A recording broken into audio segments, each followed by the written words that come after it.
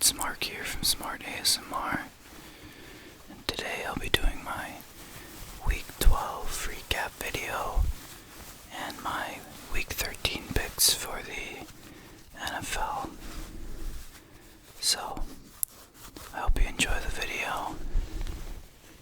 The first game I'm going to be talking about is the Houston Texans at the Detroit Lions.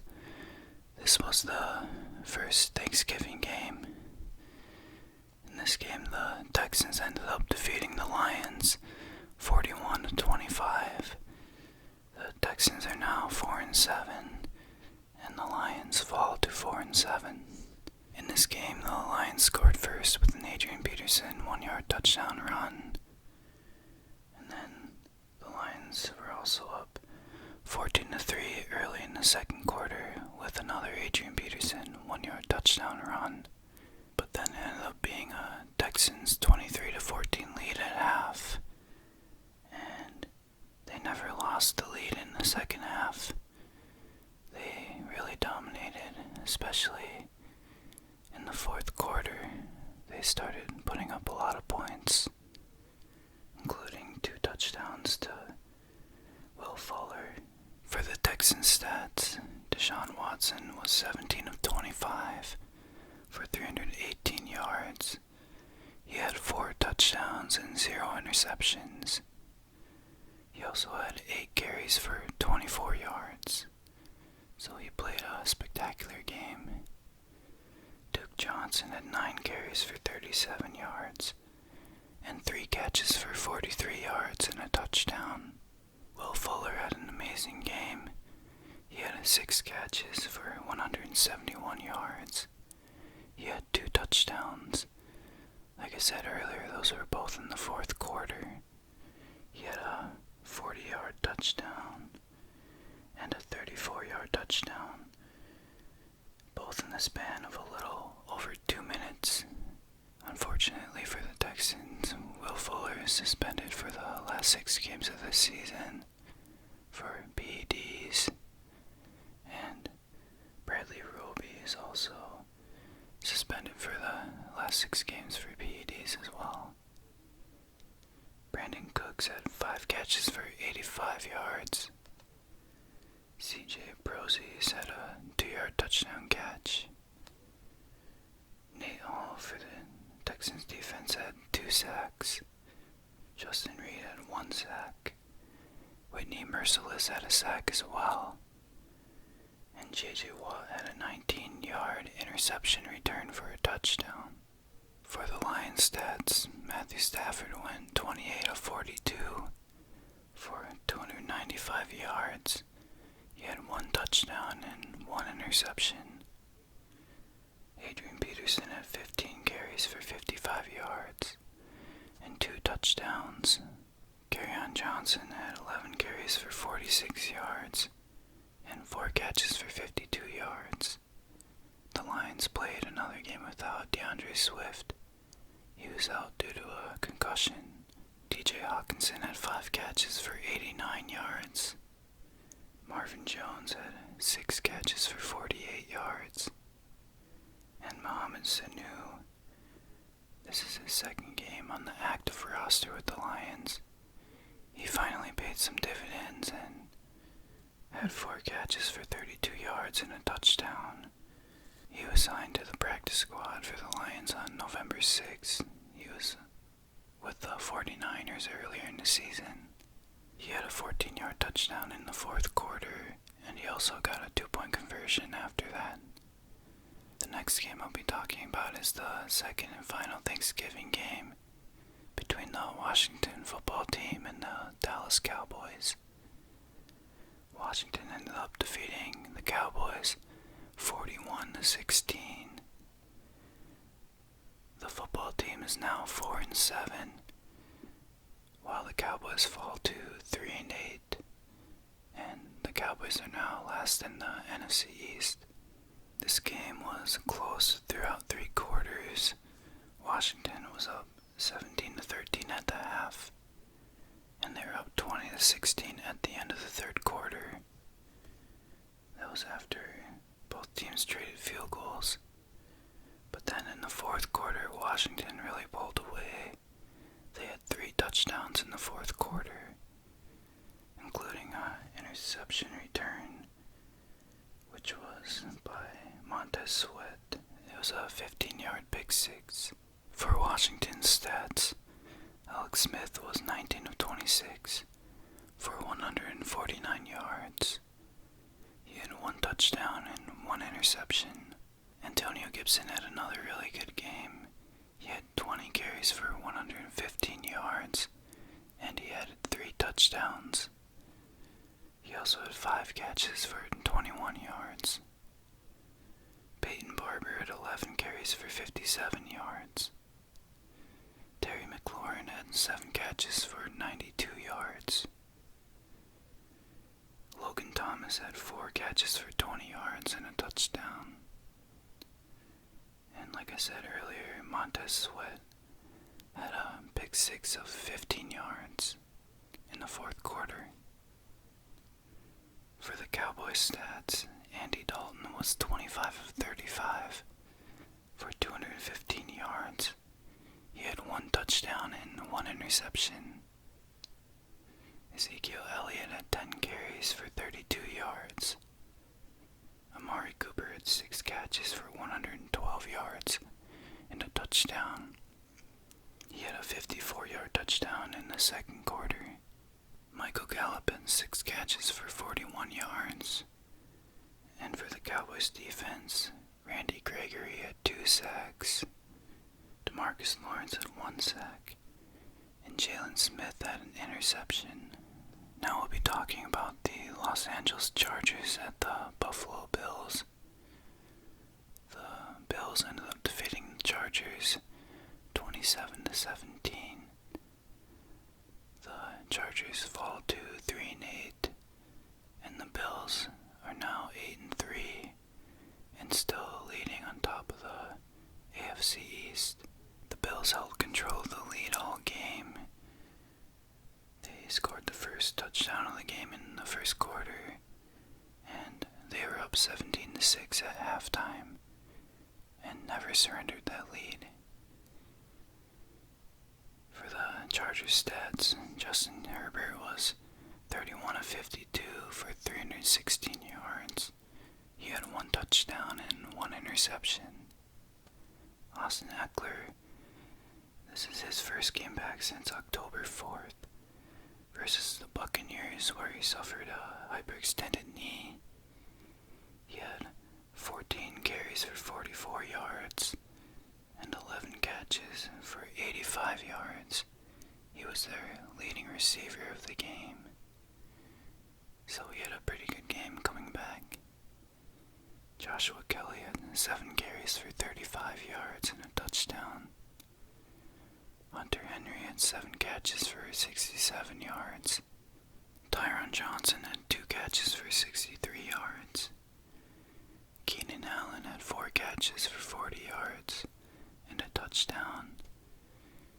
And for the Chargers defense, Joey Bosa had 3 sacks, and Michael Davis had an interception. For the Bills stats, Josh Allen went 18 of 24 for 157 yards. He had 1 touchdown and 1 interception.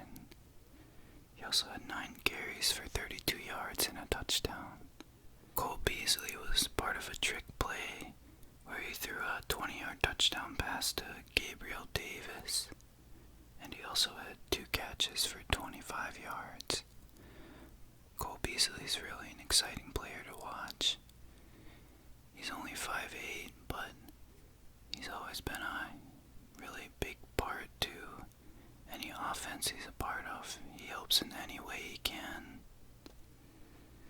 Devin Singletary had 11 carries for 82 yards. Zach Moss had 9 carries for 59 yards.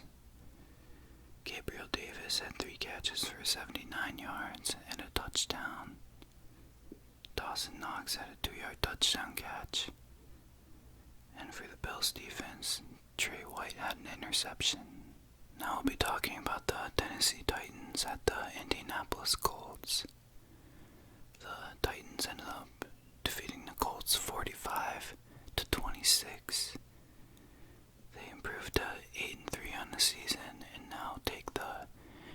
NFC South lead. The Colts fall to 7-4. These teams played each other again after playing each other 2 weeks ago, where the Colts won. But it's a big difference how much 2 weeks can make for a team to come back and win. In this game, the Titans were dominating from the start. They're up 35-14 at the half. And they had 3 touchdowns in the second quarter, so that's where they really started to pull away. They were tied 14-14 before that. Derrick Henry had 2 touchdowns, and Tannehill had 1 rushing touchdown in the second quarter. For the Titans stats, Ryan Tannehill was 13 of 22 for 221 yards. He had 1 touchdown and 0 interceptions, and he had 2 carries for 3 yards and a touchdown. Derrick Henry had 27 carries for 178 yards and 3 touchdowns.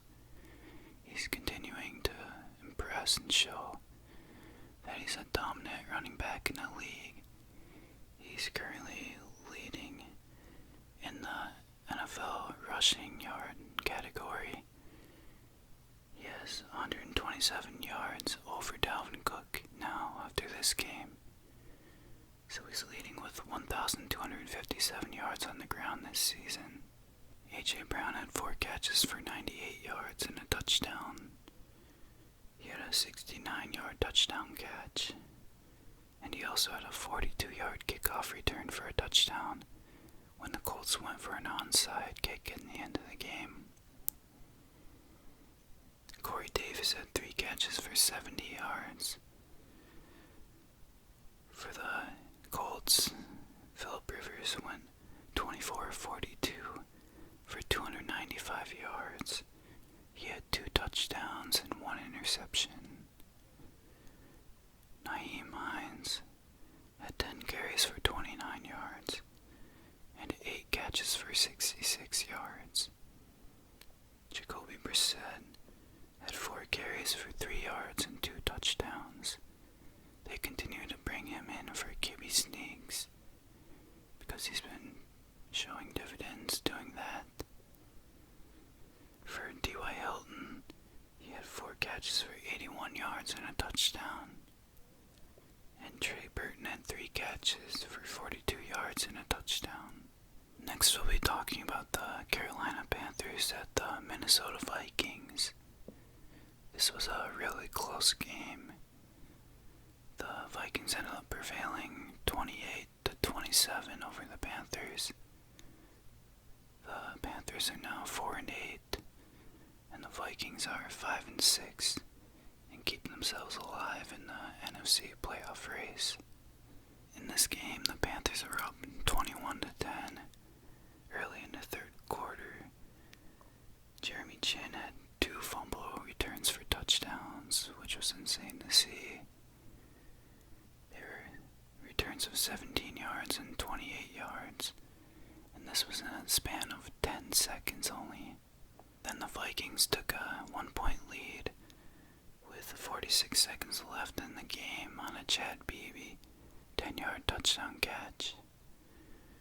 And then the Panthers had a chance to win the game at the end, but Joey Sly missed a game-winning 54-yard field goal at the end. For the Panthers stats, Teddy Bridgewater was 19 of 36 for 267 yards.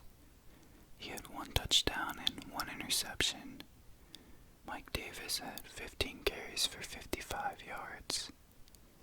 Robbie Anderson had 4 catches for 94 yards and a touchdown. Curtis Samuel had 5 catches for 72 yards.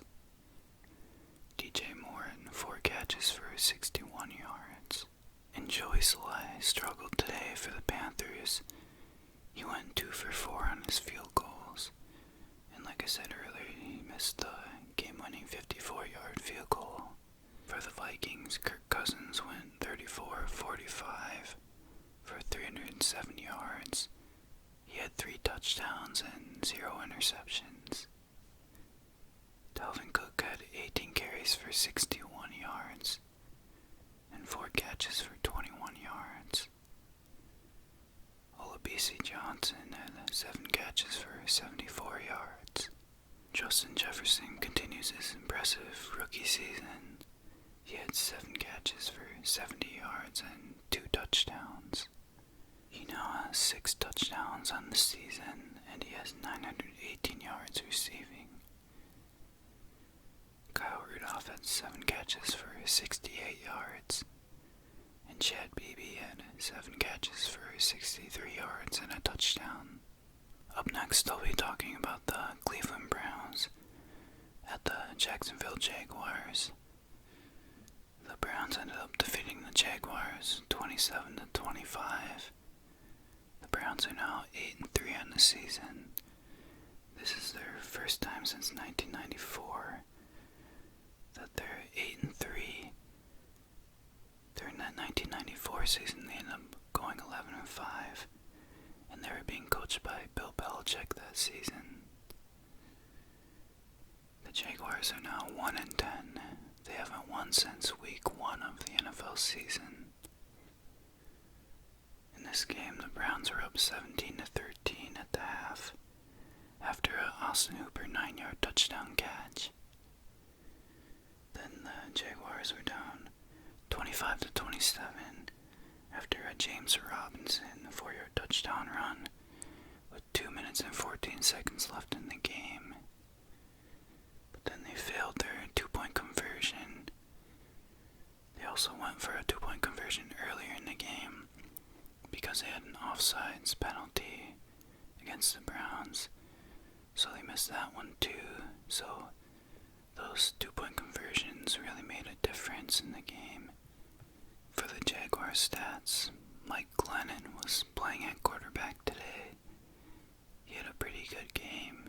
He went 20 of 35 for 235 yards. He had 2 touchdowns and 0 interceptions. James Robinson had 22 carries for 128 yards and a touchdown. He's actually 3rd in the league for rushing right now. He has 890 yards rushing. Colin Johnson had 4 catches for 96 yards and a touchdown. Tyler Eifert had 3 catches for 16 yards and a touchdown. And Jaguars kicker Aldrich Rosas was 2 for 3 on field goals and had a long of 54 yards. This is the first game since week 4 that he's played due to suspension and injury. For the Browns, Baker Mayfield was 19 of 29 for 258 yards. He had 2 touchdowns and 0 interceptions. Nick Chubb had 19 carries for 144 yards and a touchdown, and he had 3 catches for 32 yards. Kareem Hunt had 10 carries for 62 yards. Jarvis Landry had 8 catches for 143 yards and a touchdown, so he had a big game. And Austin Hooper had 2 catches for 13 yards and a touchdown. The next game I'll be talking about is the New York Giants at the Cincinnati Bengals. The Giants ended up defeating the Bengals 19-17. The Giants are now 4-7, and the Bengals are 2-8-1. In this game, it was tied 10-10 at the half, and then it was 19-10 with the Giants in the lead, with 3 minutes and 54 seconds left in the game. And then at the 2-minute and 33-second mark left in the game, the Bengals scored off of a T. Higgins 1-yard touchdown catch, but the Giants ended up holding on for the win. For the Giants stats, Daniel Jones went 16 of 27 for 213 yards. He had 0 touchdowns and 0 interceptions. He ended up leaving the game with a hamstring injury, and it doesn't look like he's going to be playing against the Seahawks this week. So went 6 for 10 for 31 yards. He's 34 years old right now, and he hasn't won a start since 2014. He's been in the league for a while now. Wayne Coleman had 24 carries for 94 yards and a touchdown. He's continuing to impress for the Giants in relief of Saquon Barkley. Evan Ingram had 6 catches for 129 yards. Sterling Shepard had 7 catches for 64 yards. Graham Gano went 4 for 4 on field goals, and he had a long of 49 yards. And for the Giants defense, Jabal Sheard and Leonard Williams had sacks, and Nico Lalos had an interception. For the Bengals stats, Brandon Allen, who's taking over for the injured Joe Burrow, went 17 of 29 for 136 yards. He had 1 touchdown and 1 interception. Giovanni Bernard had 8 carries for 32 yards. T. Higgins had 5 catches for 44 yards and a touchdown. Drew Sample had 4 catches for 40 yards. And Brandon Wilson had a 103-yard kickoff return for the Bengals in the first quarter. Now we'll be talking about the Arizona Cardinals at the New England Patriots. The Patriots ended up getting the upset, defeating the Cardinals 20-17. The Cardinals are now 6-5 on the season, and the Patriots are 5-6. In this game, the Patriots had a goal line stand to end the first half. The Cardinals ended up being up 10-7 at the half, and then the Patriots are up 17-10 at the end of the third quarter after James White ran in a touchdown from 1 yard out. That was his second touchdown of the game.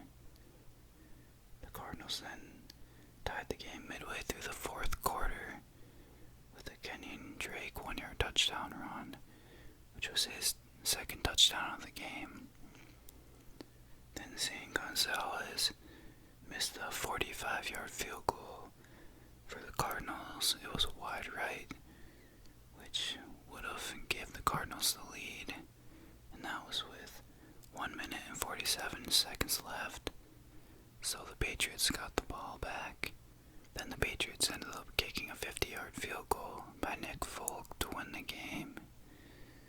This was after Cam Newton had a 14-yard rush, and then he ended up getting hit near the sideline, which the refs ended up calling a personal foul against the Cardinals' Isaiah Simmons for unnecessary roughness. So that gave him a 15-yard penalty, which set the Patriots up for that kick. For the Cardinals' stats, Kyler Murray was 23 of 34 for 170 yards. He had 0 touchdowns and 1 interception, and he had 5 carries for 31 yards. Kenyon Drake had 22 carries for 78 yards and 2 touchdowns. DeAndre Hopkins had 5 catches for 55 yards.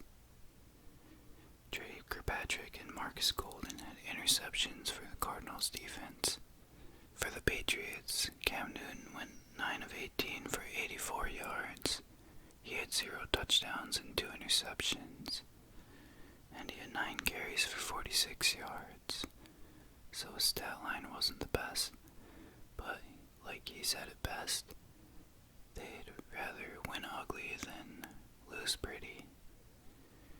Damian Harris had 14 carries for 47 yards. James White had 5 carries for 18 yards and 2 touchdowns. Jacoby Myers had 5 catches for 52 yards. And Adrian Phillips had an interception for the Patriots. Up next, I'll be talking about the Miami Dolphins at the New York Jets. The Dolphins ended up defeating the Jets 20-3. The Dolphins are now 7-4 in the season, and the 0-11. The Jets scored the first points of the game with a field goal early in the first quarter, but then the Dolphins ended up scoring 20 unanswered points. For the Dolphins stats, Ryan Fitzpatrick was playing in relief of the injured Tua Tagovailoa. He had a good game. He went 24 of 39 for 257 yards. He had 2 touchdowns and 0 interceptions. DeAndre Washington had 13 carries for 49 yards. Devontae Parker had 8 catches for 119 yards. Mike Gesicki had 2 catches for 35 yards and a touchdown.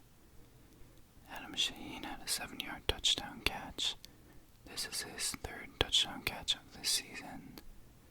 Ryan Fitzpatrick really likes using his tight ends. For the Dolphins defense, Xavier Howard and Nick Needham had interceptions. For the Jets, Sam Darnold's return didn't go as well as he hoped. He went 16 of 27 for 197 yards. He had 0 touchdowns and 2 interceptions. Frank Gore had 18 carries for 74 yards. Brashad Perryman had 4 catches for 79 yards. And Denzel Mims had 4 catches for 67 yards. Now I'll be talking about the biggest shocker game of the week between the Las Vegas Raiders and the Atlanta Falcons. The Falcons ended up dominating the Raiders 43-6. The Raiders are now 6-5 on the season, and the Falcons are 4-7. The Falcons are a tough team to figure out. They either play lights out or they struggle. They're just really inconsistent this season, but they have a lot of talent. And eventually I think they can start putting games together consistently. They'll be a scary team if they do end up doing that. In this game, the Falcons held the lead for the entire game. They were up 16-3 at halftime, and they scored 27 points in the second half. The Raiders had 5 turnovers in this game. They had 4 fumbles and 1 interception, so that really hurt their chances to keep them in the game.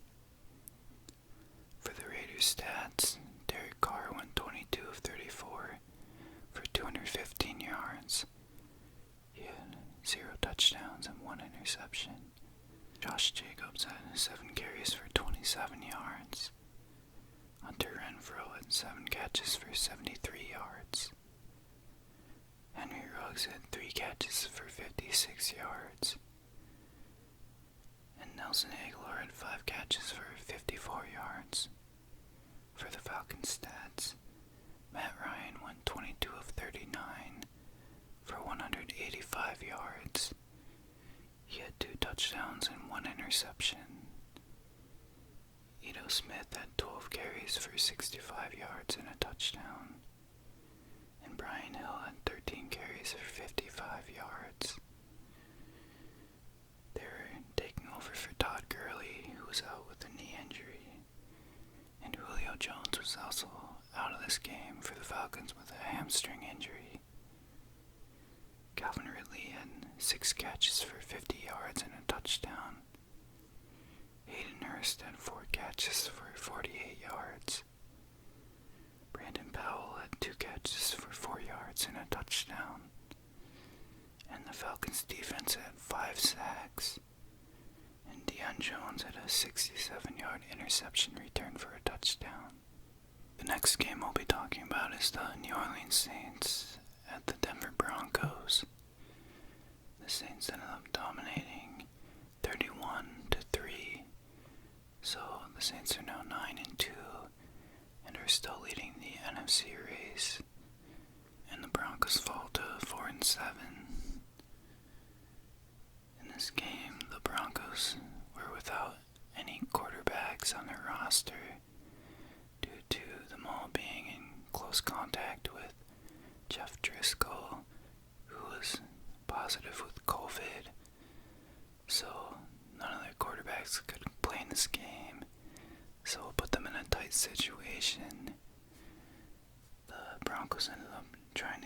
offensive quality coach, Rob Calabrese, to play quarterback, but that request was denied by the NFL. So they ended up starting Kendall Hinton, who was on their practice squad. He had a little experience playing quarterback before he transitioned into a receiver his senior season. He hadn't had the chance to really get any rapport with any of the Broncos receivers, so that didn't really help his cause. But he ended up making $35.8K just from playing that game, so I don't think he's too mad. In this game, the Saints were up 17-0 at halftime, and the Broncos avoided the shutout by making a 58-yard field goal by Brandon McManus. In the third quarter, for the Saints stats, Taysom Hill went 9 of 16 for 78 yards. He had 0 touchdowns and 1 interception, and 10 carries for 44 yards and 2 touchdowns. Latavius Murray had 19 carries for 124 yards and 2 touchdowns. Alvin Kamara had 11 carries for 54 yards. Michael Thomas had 4 catches for 50 yards. For the Saints defense, Cam Jordan had a sack, and Chauncey Gardner-Johnson and Janoris Jenkins had interceptions. For the Broncos stats, Kendall Hinton went 1 of 9 for 13 yards. Yes, you heard me correctly. He had 0 touchdowns and 2 interceptions. He did the best he could given the situation I just told you about. But this was the worst game by a quarterback since Week 3 of the 1998 season, where Ryan Leaf of the Chargers went 1 for 15 for 4 yards and had 0 touchdowns and 2 interceptions. And that was a 23-7 loss to the Chiefs. Royce Freeman had 8 carries for 50 yards. Melvin Gordon had 12 carries for 31 yards. Noah Fant had 1 catch for 13 yards. And for the Broncos defense, DeMarcus Walker had 2 sacks, Bradley Chubb had 1 sack, and Ising Basie had an interception. Now we'll be talking about what I chose as the game of the week, which was between the San Francisco 49ers and the Los Angeles Rams. The 49ers ended up defeating the Rams 23-20 in an upset. The 49ers are now 5-6 on this season, and the Rams fall to 7-4 and 1 game behind the Seahawks. In this game, there were 7 turnovers by both teams, so it was a pretty sloppy game. The Rams had 4 turnovers, and the 49ers had 3 turnovers. The 49ers were up 7-3 at half, and they were down 20-7 early in the 4th quarter after a Cam Akers 1-yard touchdown run. But then they kicked 2 field goals, including a game-winning 42-yard field goal by Robbie Gould as time expired to win the game. For the 49ers, Nick Mullins went 24 of 35 for 252 yards. He had 0 touchdowns and 1 interception. Raheem Mostert had 16 carries for 43 yards and a touchdown. Jeff Wilson had 12 carries for 40 yards. Deebo Samuel continues the ball out. He had 11 carries for 133 yards. He makes such a big difference being in the game. Gary Hyder for the 49ers defense had 2 sacks. Richard Sherman and Javon Kinlaw had interceptions. This is Richard Sherman's first game back since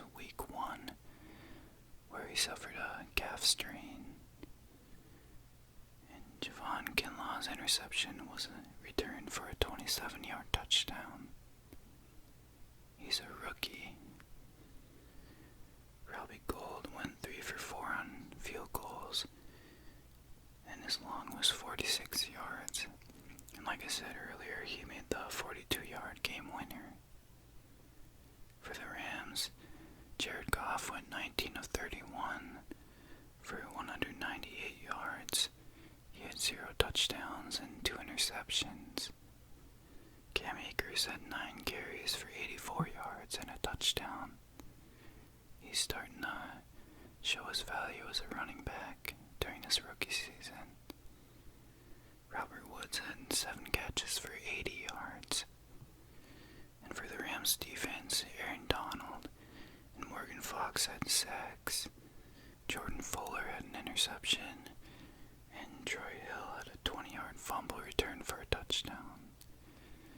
The 49ers have put themselves back into a chance for a playoff spot with this win, so this was a big win for them. The next game I'll be talking about is the Kansas City Chiefs at the Tampa Bay Buccaneers. The Chiefs ended up defeating the Buccaneers 27-24. The Chiefs are now 10-1 on the season.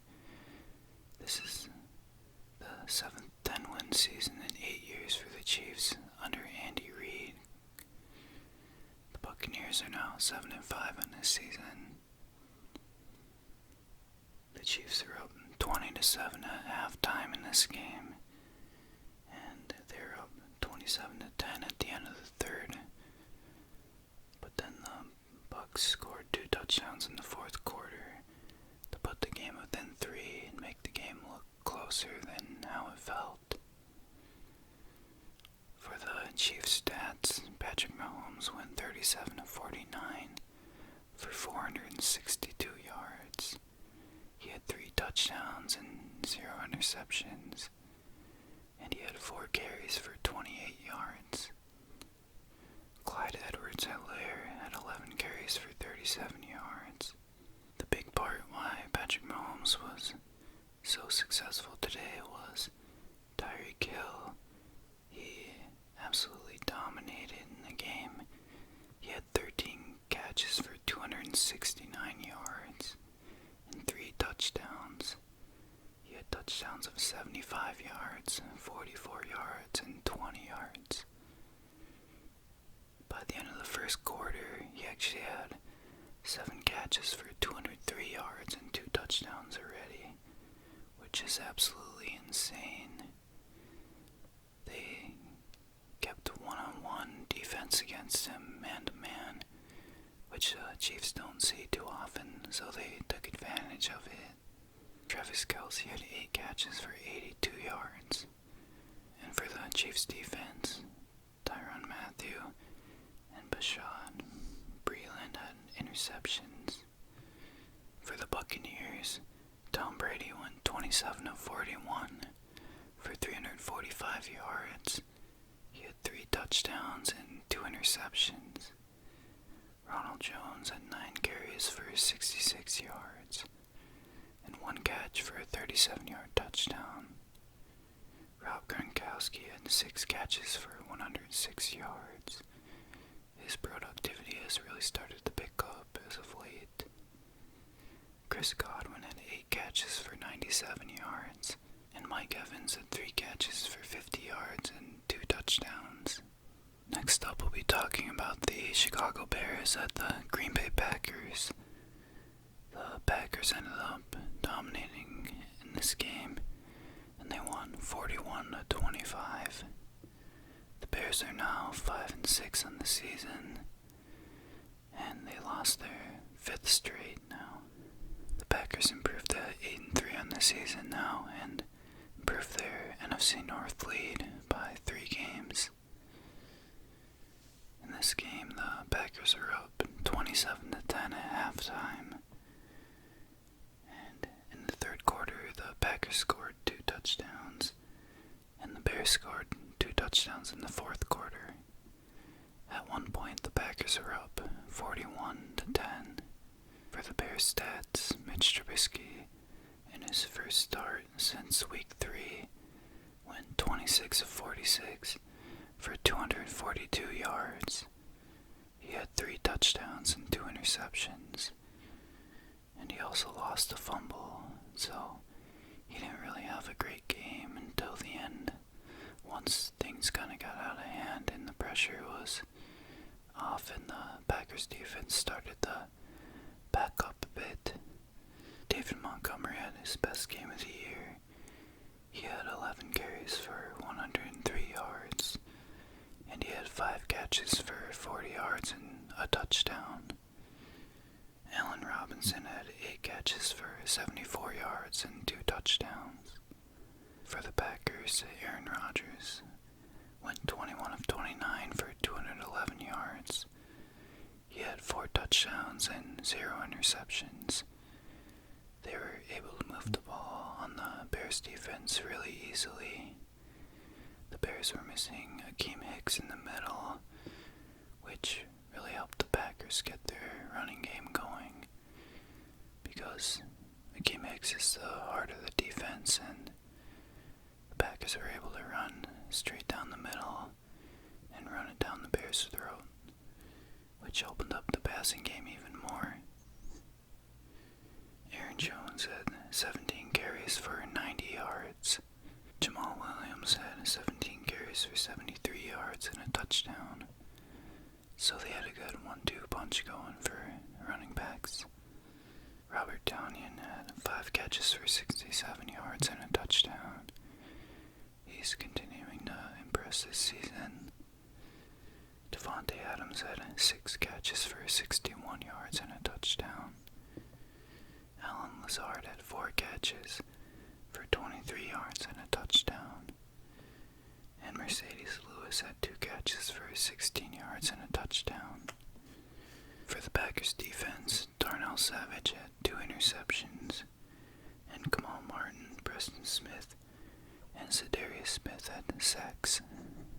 Up next, we'll be talking about the Monday night game between the Seattle Seahawks and the Philadelphia Eagles. The Seahawks ended up defeating the Eagles 23-17. The Seahawks improved to 8-3 and first in the NFC West, and the Eagles fall to 3-7-1. The Seahawks were up all game, and they were up 23-9 until the Eagles scored with 12 seconds left in the game on a 33-yard Hail Mary pass, which was caught by Richard Rodgers in the end zone. He's known to get those Hail Mary catches, like he did for the Packers against the Lions. And then Miles Sanders got the 2-point conversion, but the Seahawks ended up securing the win still. For the Seahawks stats, Russell Wilson went 22 of 31 for 230 yards. He had 1 touchdown and 0 interceptions. Chris Carson had 8 carries for 41 yards and a touchdown. DK Metcalf really went off in this game. He had 10 catches for 177 yards. Jim Schwartz took a shot at him before the game and said that he's not at Megatron's level yet, because Jim Schwartz coached the Lions when Megatron was playing, and DK Metcalf used that as motivation in this game. David Moore had 3 catches, which actually went for -6 yards total, but he had a 1-yard touchdown catch. The Seahawks had 6 sacks for their defense, and Quandre Diggs had an interception. Jason Myers went 3 for 3 on his field goals with a long of 44 yards. For the Eagles, Carson Wentz went 25 of 45 for 215 yards. He had 2 touchdowns and 1 interception, and he had 5 carries for 42 yards. Dallas Dallas Goedert had 7 catches for 75 yards and a touchdown. And Richard Rodgers had 3 catches for 53 yards and a touchdown. And for the last game of Week 12, this was the Baltimore Ravens at the Pittsburgh Steelers.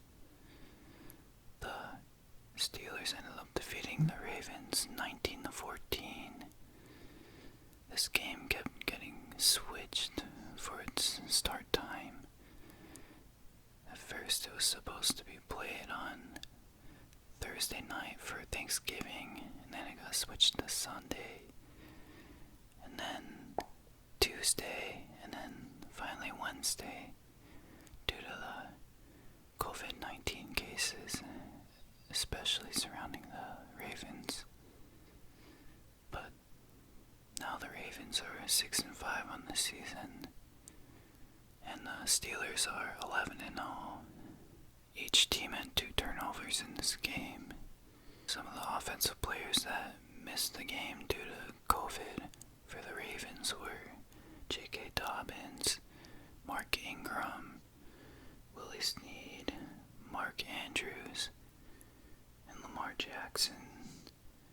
And then for the Steelers, James Conner missed due to COVID. There were 16 Ravens that missed in total due to COVID, and 4 in total for the Steelers. The Ravens were trailing 12-7 in this game. In the second quarter, right before half, they moved down the field with the help of a 39-yard run by Robert Griffin III.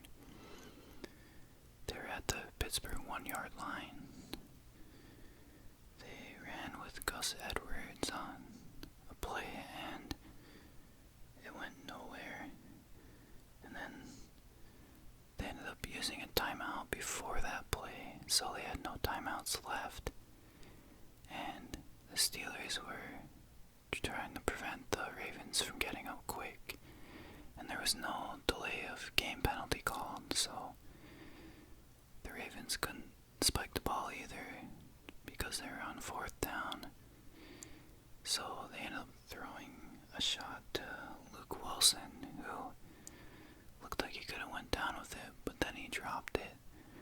So the Ravens didn't get any points before the half, which was a crucial drive for them. The Ravens ended up not scoring until in the last 2 minutes 58 seconds left in the game.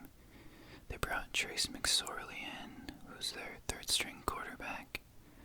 RG3 was dealing with a hamstring injury throughout the game, so they thought they'd try putting him in, and it paid off, and he threw a 70-yard touchdown to Marquise Brown. So maybe it could have been a different game, possibly, if they would have played Trace McSorley the entire time, but the Steelers ended up winning, and it's cool to see that they're still undefeated with 5 weeks left. For the Ravens stats, Robert Griffin III went 7-12 for 33 yards. He had 0 touchdowns and 1 interception, and he also had 7 carries for 68 yards. Trace McSorley came in late in the game, like I said, and went 2 for 6 for 77 yards and a touchdown. Gus Edwards had 9 carries for 10 yards and a touchdown. Marquise Brown had 4 catches for 85 yards and a touchdown. He had that 70-yard touchdown I was talking about. For the Steelers stats, Ben Roethlisberger went 36 of 51 for 266 yards. He had 1 touchdown and 1 interception. Benny Snell had 16 carries for 60 yards. Eric Ebron had 7 catches for 54 yards. Chase Claypool had 6 catches for 52 yards. Deontay Johnson had 8 catches for 46 yards. And Juju Smith-Schuster had 8 catches for 37 yards and a touchdown. Alright, so we're going to be doing my Week 13 picks. Let's do a little bit of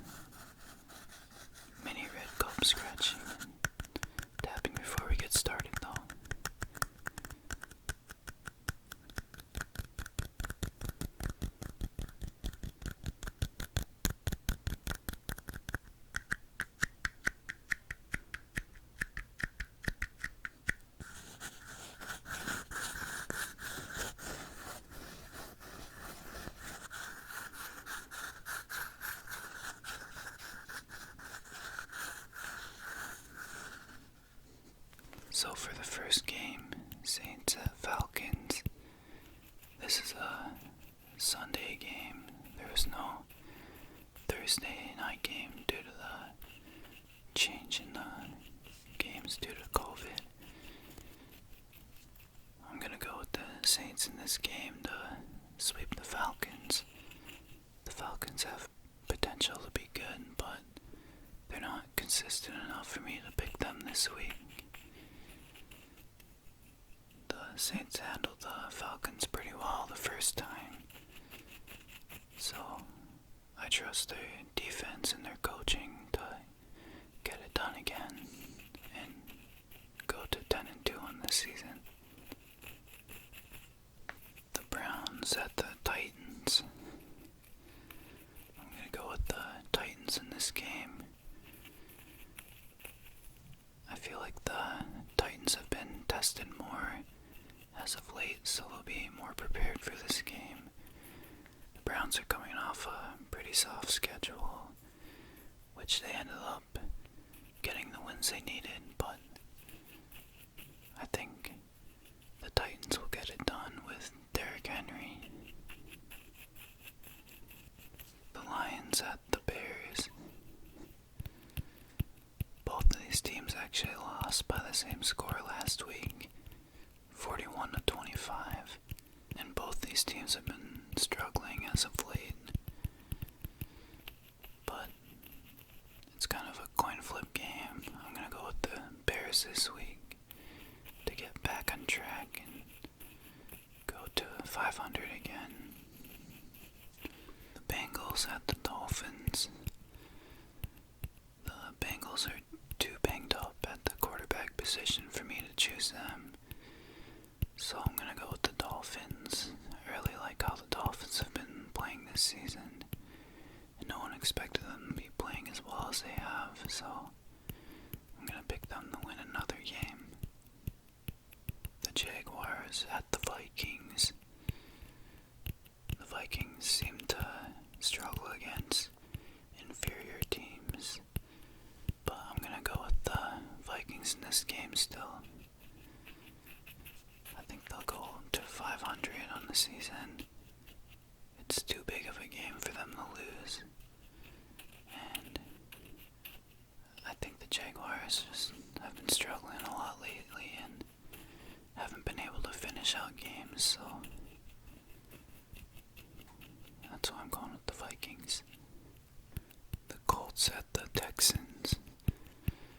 If Will Fuller hadn't gotten suspended for the rest of the season, I would have been tempted to pick the Texans, but without him, Deshaun Watson really doesn't have a lot of options to throw to, so it makes a easy pick for me to pick the Colts.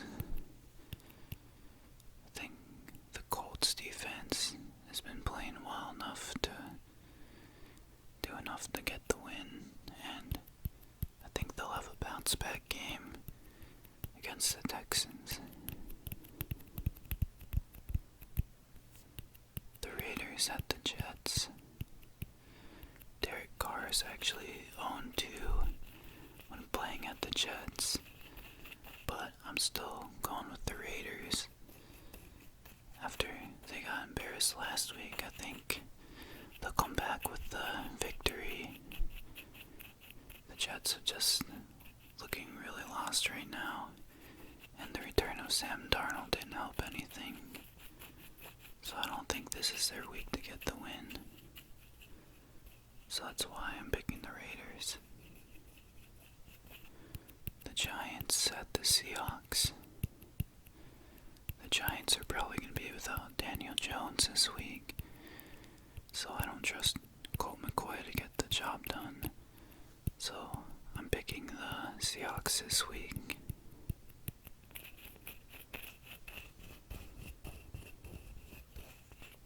The Rams at the Cardinals. The Cardinals need this win more than the Rams this week, but I don't trust them enough to pick them. I think the Rams will get a win after their shocking loss lost to the 49ers last week.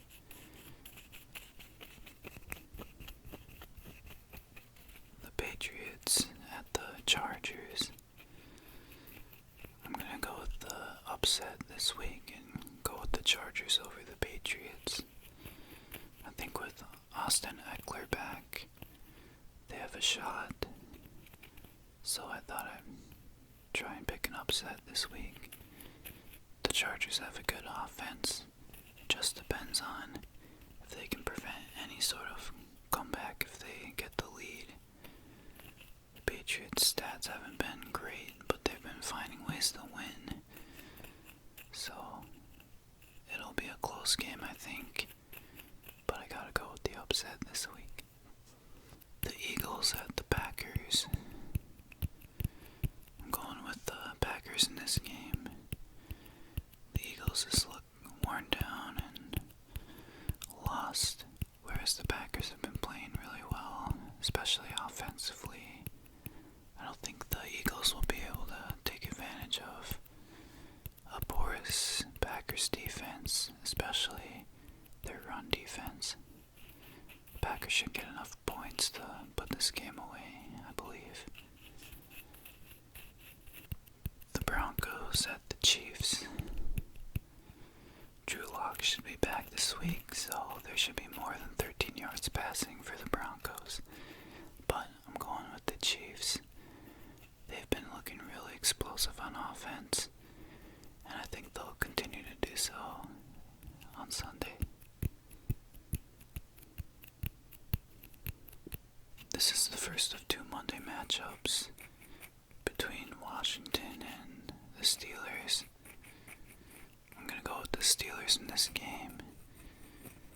They had a pretty bad game overall last week, but still got the victory. They've always been finding ways to win, and I think they'll do so again this week. Although Washington's been looking better these past couple of weeks, I just can't pick against the Steelers, especially with their 11-0 record right now. This is the second of the Monday games between the Bills and the 49ers.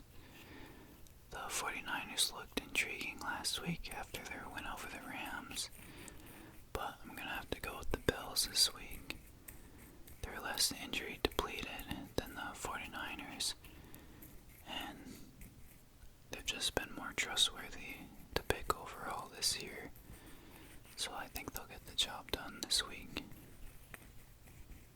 The final game is the Tuesday night game between the Cowboys and the Ravens. Both teams have been struggling as of late, but I'm going to have to go with the Ravens. The Ravens have enough talent to get the job done this week. I think they'll get out of their losing skid and get the victory, go back on track after their big distraction with their COVID issues last week.